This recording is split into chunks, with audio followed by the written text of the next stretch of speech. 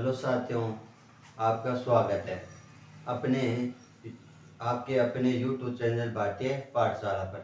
हमने पहले वीडियो में बात की थी, इससे पहले वीडियो में कि वास्तविक संख्याएं क्या होती है, और उसके हमने दो प्रश्न किए थे कि एक एलसीएम ज्ञात करने का क्या था, एक गुणनखंड ज्ञात करने का प्रश्न किया था। आज अपन प्रश्न लेके आए हैं कि 3 नंबर है ना, 1.1 का 3 नंबर प्रश्न, जिसमें अपन पढ़ेंगे अभाज्य गुणनखंड।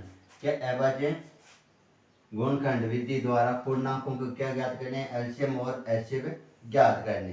तो अपन बात करते हैं एक नंबर पॉइंट में उत्तर में, है ना। क्या करते हैं, एक नंबर पॉइंट में बात करते हैं कि हमारे पास संख्या कितनी है, 12, 15 और 21।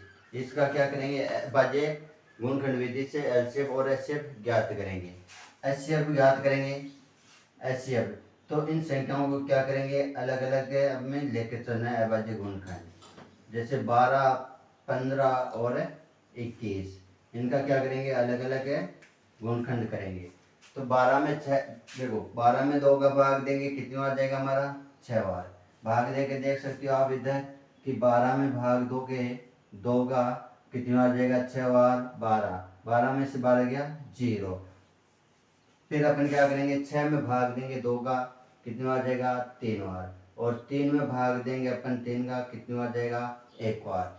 ठीक है। अब अपन क्या करेंगे, 15 में देंगे 3 का भाग, क्योंकि 15 के इकाई कितना है, 5। 5 है तो 2 का भाग जाएगा नहीं, तो अपन क्या करेंगे, 3 का भाग देंगे। भाग जाएगा कितनी बार, 5 बार। और 5 में 5 का भाग देगा कितनी बार, 1 बार। इसी प्रकार इधर भाग देंगे अपन 21 में। 21 में किसका भाग देंगे, 3, क्योंकि इसका इकाई कितना है, 1 है। और 1 है तो अपना 2 का भाग जाएगा नहीं, 3 का भाग देंगे। 3 का भाग जाएगा कितनी बार, 7 बार। 7 में 7 का भाग देगा कितनी बार, 1 बार। अपन को ज्ञात करना है एचसीएफ। क्या ज्ञात करना है, एचसीएफ। एचसीएफ तो अपन लिखेंगे इधर कि 12 बराबर 2 इंटू 2 इंटू 3, और 15 बराबर लिखेंगे अपन 3 इंटू 5, और 21 बराबर लिखेंगे कितना, 3 इंटू 7। एचसीएफ में क्या लेना पड़ता है, सब में कॉमन लेना पड़ता है। क्या लेना पड़ता है, सब में कॉमन कॉमन। ठीक है। अपन क्या लिखेंगे, 12 का अभाज्य गुणनखंड 12 का होता है 2 इंटू 3, जो हमने यहाँ ज्ञात करके देख लिया निकाल के। फिर 15 का लिखेंगे 2 इंटू 5, जो यहाँ पर निकाले। 21 का लिख सकते हैं 3 इंटू 7, 3 इंटू 7। ऐसे ज्ञात करना है तो तीनों में क्या आना चाहिए, कॉमन आना चाहिए। और तीनों में कॉमन क्या आ रहा है हमारा, 3। तो हमारा इसका ऐसे क्या हो गया, 3। अब बात करते हैं एलसीएम की। बात करते हैं एलसीएम की। एलसीएम किस किस का निकालना है हमें, इन्हीं 3 संख्याओं को निकालना है, 12, 15 और 21। जब एलसीएम ज्ञात करते हैं तो अपन क्या करते हैं, साथ में लेकर चलते हैं तीनों संख्याओं को, या 4 संख्या है तो चारों को। 2 का भाग देंगे, 12 में जाएगा 6 बार, लेकिन 15 में नहीं जा रहा है, 15 का 15, और 21 में नहीं जा रहा है तो 21 का 21। फिर 2 का भाग देंगे, 6 में जाएगा 3 बार, 15 में नहीं जा रहा है, 15 का 15, और 21 में नहीं जा रहा है, 21 का 21। फिर अपन क्या करेंगे, भाग देंगे किसका, 3 का। 3 का भाग 3 में देंगे 1 बार, 15 में जाएगा कितनी बार, 5 बार, और 21 में भाग जाएगा 3 का कितनी बार, 7 बार। फिर अपन भाग देंगे किसका, 5 का। 5 का भाग देंगे तो हमारा भाग कितनी बार जाएगा, 1 में 1 बार, 5 में जाएगा 1 बार, 7 का 7 बार, क्योंकि 5 का भाग 7 में जाएगा नहीं। फिर अपन भाग देंगे किसका, 7 का। 7 का भाग देंगे तो भाग जाएगा 1 में 1 बार, और 1 में 1 बार, और 7 में जाएगा 1 बार। हमें ज्ञात करना है क्या, एलसीएम। एलसीएम ज्ञात करना है तो अपन लिखेंगे इस साइड गुणनखंड हुए सब, 2 इंटू 2 इंटू 3 इंटू 5 इंटू कितना, 7। देखो कि हमारे पास कितना आ गया, 35 को 7 से 5 को 7 से गुणा किया, 35। ठीक है। 35 को 2 से गुणा करेंगे कितना आएगा, 70। 70 को गुणा करेंगे 2 से कितना आएगा, 140। और 140 को भाग करेंगे, गुणा करेंगे किससे, 3 से। किससे करेंगे, 3 से गुणा करेंगे 0, और 4 से गुणा करेंगे 2, हाथ पे 1, और 3 को 1 से गुणा किया 3, और 1 जोड़ेंगे 4। तो हमारा कितना आ जाएगा एलसीएम, 420। हमारा एलसीएम कितना आ जाएगा, 420। एक बार फिर देखते हैं कि हमने पहले एचसीएफ ज्ञात किया। एचसीएफ ज्ञात करते हैं, तीनों संख्याओं को अलग अलग करते हैं अभाज्य गुणनखंड। तो 12 में 2 का भाग दिया, कितना आ गया, 6 बार। 6 में 2 का भाग देंगे, कितना आ जाएगा, 3 बार। 3 में 3 का भाग 1 बार। फिर देखो 15 में भाग दिया 3 का 5 बार, 5 में 5 का भाग दिया 1 बार, फिर इसी प्रकार 21 में भाग दिया 3 का 7 बार, 7 में 7 का भाग देगा 1 बार। तो हमें एचसीएफ में क्या करना है, गुणनखंड निकालने और सब में कॉमन लेना है। तो 12 के गुणनखंड हो गए 2 इंटू 2 इंटू 3 जो यहाँ से लिखे, 15 हो गया 3 इंटू 5 जो यहाँ से लिखे, और 21 का हो गया 3 इंटू 7 जो यहाँ से लिखे।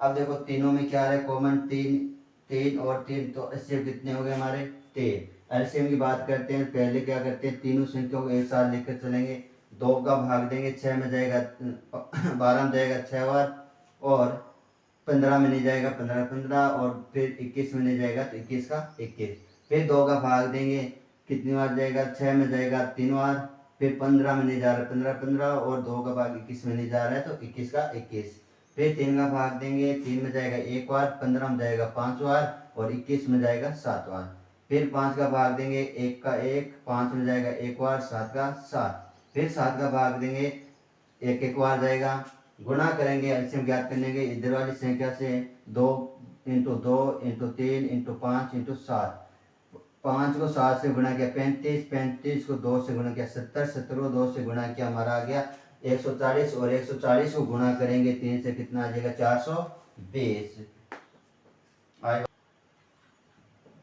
चलो आगे बात करते हैं पॉइंट नंबर 2 की। क्या ज्ञात करेंगे, एचसीएफ ज्ञात करेंगे, एचसीएफ ज्ञात करेंगे। और याद रखना 2 नंबर पॉइंट एक बार पेपर में आ रखा है 2012 में कि एचसीएफ ज्ञात कीजिए कि 17 23 और 29 का एचसीएफ कितना होता है। तो बात करते हैं अपन एचसीएफ की, तो अलग अलग लेके चलेंगे 17 23 और 29। ठीक है, तीनों देखो संख्याएं ऐसी है क्या अभाज्य संख्या है जिनमें किसी और संख्या का भाग जाता नहीं है, तो अपन क्या करेंगे सेम से कर देंगे 17 में 17 का भाग 1 बार, 23 में 23 का भी भाग जाएगा कितना 1 बार, और 29 में क्या जाएगा 29 का भाग जाएगा 1 बार। एचसीएफ की बात करनी है हमें, किसकी बात करनी है एचसीएफ की, तो अपन लिखेंगे 17 बराबर 17 इंटू कितना कर दें 1, क्योंकि अपन 1 में 1 का भाग 1 बार जाएगा। फिर अपन बात करें किसका 23 की, तो 23 का हमारा गुणनखंड हो जाएगा 23 इंटू 1, और 29 की बात करें तो 29 का क्या हो जाएगा 29 इंटू 1। हमें देखना है इसमें एचसीएफ क्या निकालना है एचसीएफ, और एचसीएफ सब में क्या कॉमन आ रहा है 1 कॉमन आ रहा है, तो इसका एचसीएफ कितना हो गया 1। ठीक है ना, ये प्रश्न पहले भी पूछा जा चुका है 2012 में 17 23 और 29 का एचसीएफ। अब बात करते हैं एलसीएम की, अब बात करते हैं एलसीएम की कि 17 23 और 29 का एलसीएम, तो 17 में 17 का भाग देंगे 1 बार जाएगा, 23 में नहीं जा रहा है 23 का 23, 29 में नहीं जा रहा है 29 का 29, फिर अपन किसका भाग देंगे 23 का भाग देंगे 1 बार जाएगा 23 में, और 29 का क्या जाएगा 29, फिर 29 में किसका भाग जाएगा 29 का भाग जाएगा 1 का 1 1 का 1 29 का 1। ठीक है, क्या ज्ञात करना है एलसीएम ज्ञात करना है, एलसीएम हो जाएगा 17 इंटू 23 इंटू 29, इन सबको क्या करना है गुणा करना है, गुणा करेंगे तो अपने पास आएगा 11। ठीक है ना, गुणा करके देखना है 17 23 और 29 का, 17 23 29 का, तो 11,339 हमारा क्या आ जाएगा उत्तर आ जाएगा, क्या आ जाएगा उत्तर आ जाएगा। फिर एक बार देखते हैं कि ऐसी संख्या जिसमें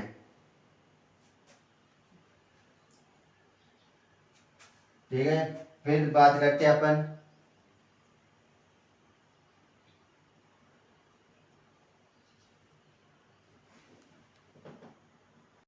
हाँ ठीक है, बात करते हैं अपन एचसीएफ की, क्या करते हैं एचसीएफ की बात करते हैं। देखो कि ऐसी संख्या जिनका एचसीएफ निकालते हैं और उनमें कुछ कॉमन ना आए, है ना, 17 23 29 में कुछ कॉमन नहीं आ रहा है, लेकिन इन सब में क्या कॉमन आ रहा है 1 कॉमन आ रहा है, तो हमारा एचसीएफ नॉर्मल सी बात है 1 हो गया।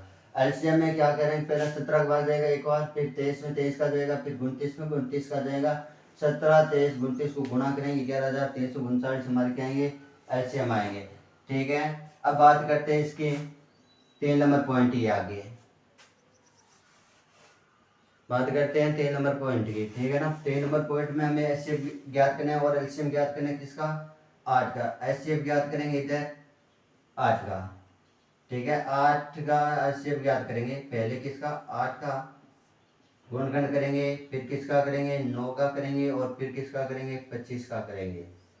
ठीक है, तो 2 का भाग देंगे अपन 8 में जाएगा 4 बार, 4 में 2 का भाग जाएगा कितनी 2 बार, फिर 2 का भाग जाएगा 2 में 1 बार, 2 का भाग जाएगा 1 बार 2 में, किसमें 2 में 2 का भाग 1 बार, फिर 3 9 में देंगे 3 का भाग 3 बार, 3 में 3 का भाग जाएगा 1 बार, 25 में किसका जाएगा 5 का 5 बार, 5 में 5 का जाएगा फिर 1 बार। ठीक है, एचसीएफ ज्ञात करना है, क्या ज्ञात करना है एचसीएफ, तो अपन लिखेंगे 8 बराबर कि 2 इंटू 2 इंटू 2, फिर बात करेंगे 9 बराबर कि 3 इंटू 3 इंटू 3, फिर बात करेंगे 25 बराबर 5 इंटू 5। देखो सब में कॉमन नहीं आ रहा है, तीनों में कॉमन नहीं आ रहा है, तो भी बताया था पहले भी पॉइंट में कि जब तीनों में कोई कॉमन आए उसमें कितना कॉमन आता है 1।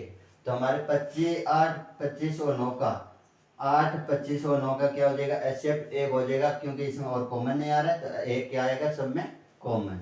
फिर बात करते हैं एलसीएम की, बात करते हैं एलसीएम की, क्या लेते हैं 8 9 25 एक साथ, क्या लेते हैं 25 एक साथ, 2 का भाग देंगे 4 बार जाएगा, 3 में नहीं जा रहा है 3 का 3, 25 का 25, फिर 2 का भाग देंगे 4 में 2 बार, 2 का भाग देंगे 8 में 4 बार, और 9 में देंगे 2 का भाग जाएगा नहीं 9 का 9, और 25 का क्या रहेगा 25, फिर देखो 2 का भाग देंगे 4 में 2 बार, 9 में नहीं जा रहा है 9 का 9, 25 का 25, फिर अपन भाग देंगे किसका 2 का 1 का 9 का 9 और 25 का 25। ठीक है, फिर 3 का भाग जाएगा 9 में 3 बार, 25 में नहीं जा रहा 25 का 25, फिर अपन करेंगे 3 का भाग देंगे 1 का 1, 3 में 1 बार 25 का 25, फिर अपन क्या करेंगे 5 का भाग देंगे 25 में, 25 में किसका भाग देंगे 5 का भाग देंगे 1 1, और अपने पास कितना आ जाएगा 5, फिर 5 में 5 का भाग देगा कितनी बार 1 1 और 1 बार। क्या करेंगे एलसीएम ज्ञात करना है तो इधर गुणा करेंगे, देखो 2 को 2 से गुणा किया 4, 4 को 2 से गुणा किया 8, कितना है 8। ठीक है, फिर 8 को देखो इधर से करते हैं कि 8 को 5 से गुणा करेंगे 40, 8 को 5 से गुणा किया 40, 40 को 5 से गुणा किया कितना आ गया हमारा 0, 5 और 20 200। ठीक है, फिर बात करें 300 गुणा करते हैं, 300 गुणा करते हैं कितना आ गया हमारे पास 600, फिर अपन क्या करते हैं 3 से और गुणा करते हैं तो हमारे पास क्या आ गया यहाँ पर 0 0 और 18। तो अपन एलसीएम की बात करें, किसके एलसीएम की बात करें किसके के 8 9 और 25, इनका एलसीएम एलसीएम कितना आ जाएगा हमारे पास, इन सबको गुणा करके लिखेंगे तो कितना आएगा 1800, कितना आएगा 1800। एक बार बात करते हैं कि इसमें एचसीएफ कुछ कॉमन नहीं आ रहा है तो हमारे पास क्या आएगा एचसीएफ 1 आएगा, कॉमन नहीं आता है तब एचसीएफ कितना होता है 1। ठीक है, और हमारे एलसीएम की बात करें 8 9 25 का तो इस प्रकार से करेंगे और उसमें कितना आएगा हमारा गुणा करने पर 1800 आएगा। ओके,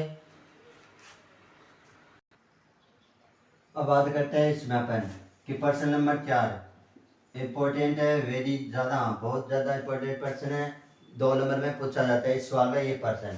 ठीक है, एचसीएफ ठीक है दे रखा है किस संख्या का, संख्या 306 और 657 का कितना 9, तो हमें एलसीएम ज्ञात करना है। तो पहले अपन क्वेश्चन में दिए वो चीज़ लिखेंगे, क्वेश्चन में दिया है वो लिखना जरूरी होता है, दिया है कि हमें क्या दे रखा है एचसीएफ दे रखा है, लिख देते हैं एचसीएफ किस किस का 306 और 657 का कितना 9। दूसरी बात हमें क्या लिखनी है, इसमें दे रखी है जो यहाँ पर जो संख्या दे रखी है ना ये 306, ये 51 है पहली संख्या, क्या है हमारे पास पहली संख्या 306, फिर हमारे पास क्या दूसरी संख्या भी कितनी दे रखी है 657। ठीक है, तीसरी बात हमें याद रखनी है ज्ञात करना, और ज्ञात करना है वो क्या करना है हमें एलसीएम, क्या ज्ञात करना है एलसीएम। ऐसा आ जाए कि एचसीएफ दे दिए एक पहली संख्या और दूसरी संख्या दे दे तो हमारे पास फॉर्मूला होता है, यहाँ से देखो ले सकते हैं ए इंटू बी, पहली संख्या इंटू दूसरी संख्या बराबर क्या होता है एलसीएम इंटू एचसीएफ। पहली संख्या कितनी है हमारे पास, पहली संख्या हमारे पास 306 इंटू दूसरी संख्या है 657 बराबर एलसीएम हमें ज्ञात करना है, एलसीएम इंटू एचसीएफ कितना है 9। ठीक। एचसीएफ हमारे पास 9 है, तो ये 9 इसके क्या एलसीएम के गुणा में, तो इधर आएगा भाग में। तो अपन लिख सकते हैं एलसीएम बराबर 306 इंटू 657 बट्टे में 9।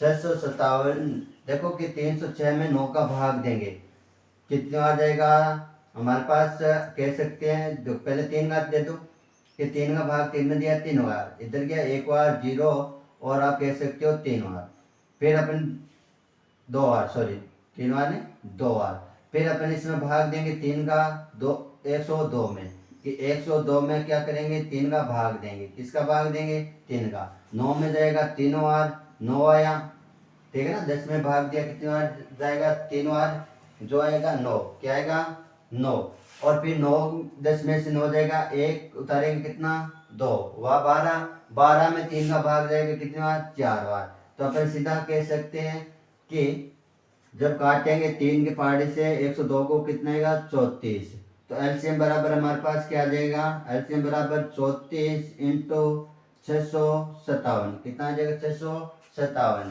ठीक है। अब इनको गुणा करेंगे तो हमारे पास फाइनल उत्तर आ जाएगा 22,338, या अपन कह सकते हैं 22,33,8, ठीक है। एक बार फिर देखो कि एचसीएफ है ना, हर बार पूछा जाता है एचसीएफ दिया हो और पहली दूसरी संख्या दी हो, एलसीएम पूछ ले तो हमारे पास होता है एचसीएफ बराबर दे रखा है 9, जो दिया है वो लिखेंगे, फिर अपन ए का मान लिखेंगे पहली संख्या 304, बी का मान दूसरी संख्या होती है 657, क्या करना है एलसीएम, तो अपन सूत्र लगाएंगे पहली संख्या इंटू दूसरी संख्या बराबर एलसीएम इंटू एचसीएफ, ठीक है। पहली संख्या 304 रख देंगे, दूसरी संख्या मान रख देंगे 657 बराबर एलसीएम इंटू एचसीएफ का मान रख देंगे 9, गुणा में इधर जाएगा भाग में, एलसीएम बराबर आ जाएगा 306 इंटू 657 बटे 9, पहले 3 के पहाड़े से काटेंगे 9 को 3 बार, और 306 को काटेंगे 102 बार, फिर 3 के पहाड़े से 3 को काटेंगे 1 बार, और 102 को काटेंगे 34 बार, 34 को 657 से गुणा करेंगे कितना आएगा 22,33,8 या 22,338। चलो आगे बात करते हैं प्रश्न नंबर 5 की। पिछले साल द्वार्षिक आया है ना 23-24 में, अपने क्या कह सकते हैं 2023-24 में द्वार्षिक आया हुआ प्रश्न है 1 नंबर में, कि जांच कीजिए किसी प्राकृत संख्या अंक के लिए, प्राकृत संख्या अंक के लिए कितना संख्या 6 की पावर n, 6 की पावर n का इकाई क्या होता है 0 पर समाप्त हो सकती है या नहीं, ये बताना है। तो अपन क्या लिखे, पहले उत्तर में लिखेंगे दिया है, दिया है कि संख्या प्राकृत संख्या, प्राकृत संख्या n के लिए 6 की पावर n अंक 0 पर समाप्त होता है। इस चीज को प्रूव करना होता है या नहीं होता है, तो अपन क्या करते हैं, प्राकृत संख्या n होती है ना, प्राकृत संख्या n, इसका मान होता है 1 2 3 4 5, देश कांत तक चल सकते हैं, अनंत तक चल सकते हैं।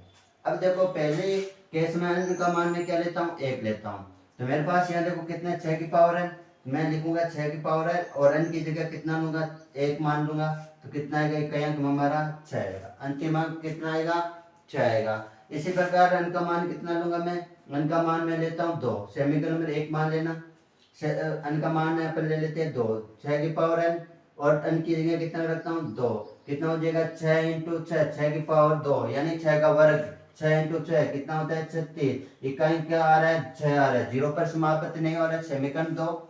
फिर बात कर लेते हैं इसी प्रकार n का मान ले लेते हैं 3, तो क्या करते हैं 6 की पावर n, इसमें अपन क्या करते हैं n का मान रखते हैं 3, कितना होता है 6 इंटू 6 इंटू 6, 6 का घन कितना होता है 216, सेमीकोलन नंबर अपन कह लेते हैं 3, इसमें भी कहीं क्या आ रहा है 6।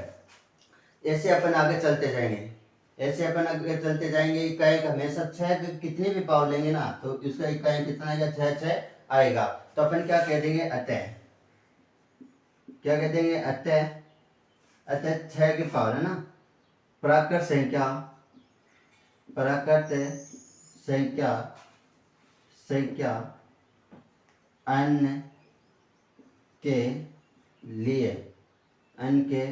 लिए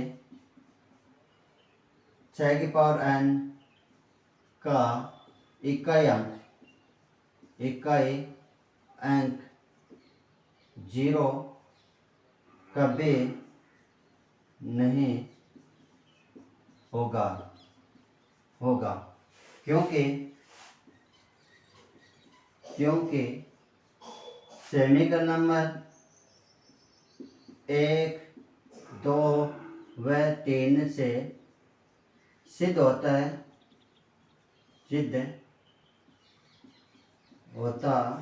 है कि 6 की पावर n का इकाई अंक 6 होगा। इकाई कितना होगा? 6 होगा। ठीक है ना। एक बार फिर देख लेते हैं दिया वो चीज कि प्राकृतिक n के लिए n की पावर 6 की पावर n का अंक क्या होता है? 0 पर समाप्त होता है। हम प्राकृतिक संख्या क्या लेते हैं? 1 2 3 4 और फिर अपन n का मान कितना लेंगे? 1 6 की पावर n यानी 6 की पावर 1 बराबर 6 सेमीकोलन में। फिर n का मान लेंगे 2 तो अपन क्या करेंगे? 6 की पावर n का मान कितना रखा? 2 6 की पावर 2 6 इंटू 6 यानी 36। ऐसे अपन n का मान कितना रखेंगे? 3 6 की पावर n यानी 6 की पावर 3 में बार गुणा करेंगे 216। सब में देखो इकाई कितना आ रहा है? 6 ऐसे आगे चलेंगे तो इकाई कितना रहेगा? 6। तो अपन लिख देंगे अतः प्राकृतिक अंक के लिए 6 की पावर n का इकाई अंक 0 कभी नहीं होगा क्योंकि समीकरण नंबर 1 और 2 और 3 से सिद्ध होता है कि 6 की पावर n का इकाई अंक हमेशा क्या रहेगा? हमारा 6 रहेगा। ठीक है, आई बात समझ में? बात करते हैं अपन प्रश्न नंबर 6 की 1.1 लास्ट प्रश्न की बात करेंगे। व्याख्या कीजिए कि ये हमें एक संख्या दे रखी है और एक संख्या हमें ये दे रखी है, दोनों संख्या भाज्य कैसे ये बताना है। तो अपन क्या लेंगे? पहले चलेंगे ऊपर संख्या दी हुई कौन सी? एक नंबर 7 इंटू 11 इंटू 13 प्लस कितना? 13। अब देखो कि हमारे पास प्लस के इधर भी क्या आ रहा है? 13 और इस साइड क्या आ रहा है? 13 है ना। तो अपन इस 13 को मैं ऐसे लिख सकता हूँ 13 इंटू 1 क्योंकि किसी संख्या को 1 से गुणा करेंगे कोई फर्क नहीं पड़ता, वही संख्या रहती है। अब देखो कि दोनों साइड अपने कॉमन क्या है? 13 13। तो मैं कह देता हूँ कि यहाँ से क्या लिया? 13 कॉमन लिया। क्या लिया? 13 कॉमन लिया तो मेरे पास अंदर से क्या बच गई? 7 इंटू 11 प्लस कितनी? 1। तो इस पूरी संख्या का क्या गुण करना है? 13 13 कॉमन आया तो अपन कह सकते हैं कि इस पूरी संख्या में जोड़ कर प्लस करेंगे ना, गुणा करके जोड़ेंगे तो अपने पास किसका भाग रहेगा? 13 का भाग रहेगा। ठीक है, तो अपन यहाँ पर कह सकते हैं कि 7 इंटू 11 इंटू 13 का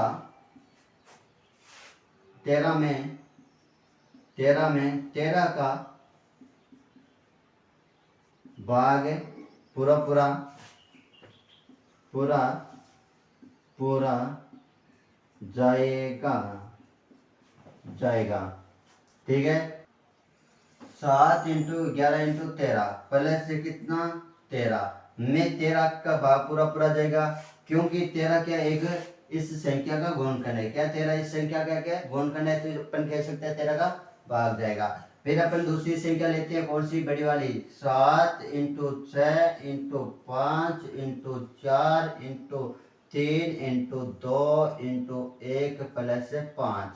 देखो इधर कि 5 को अपन लिख सकते हैं 5 इंटू 1 क्योंकि 1 को किसी संख्या से गुणा करते कोई फर्क नहीं पड़ता। तो देखो कॉमन क्या आ रहा है? इस संख्या में भी इस संख्या में दोनों साइड 5 5 है तो 5 अपन कॉमन लेंगे। 5 कॉमन लेंगे, अंदर बचेगा 7 into 6 into 4 into 3 into 2 into 1 plus कितना? 1 बचेगा। इस संख्या को अपन गुणा करके जब 5 जोड़ेंगे तो उसमें किसका भाग पूरा जाएगा? 5 का। तो अपन यहाँ पर लिख देंगे कि 7 into 6 into 5 into 4 into 3 into 2 into 1 plus 5 में 5 का भाग पूरा जाएगा। ठीक है, तो अपन यहाँ पर लास्ट में लिखेंगे अतः करके। क्या लिखोगे? अतः कि 7 इंटू 11 इंटू 13 प्लस 13 और एक संख्या हमारे पास क्या थी? 7 into 6 into 5 into 4 into 3 into 5 into 1 plus कितना 5। दोनों बाज्य संख्याएं है, क्योंकि अपन ने यहाँ पर ऊपर देख लिया कि इसमें जा रहा है 13 का, पूरी संख्या में क्या जाएगा 13 का भाग पूरा पूरा जा रहा है। दूसरी संख्या 5 गुणनखंड आ रहा है, 5 का भाग पूरा पूरा जा रहा है, तो अपन कह सकते हैं दोनों संख्या क्या हमारी भाज्य संख्या है। ठीक है, नोट डाउन कीजिए। ओके, धन्यवाद। प्रश्नावली अच्छी लगी, समझ में आए तो कमेंट जरूर करना, सब्सक्राइब जरूर करना। ओके, धन्यवाद।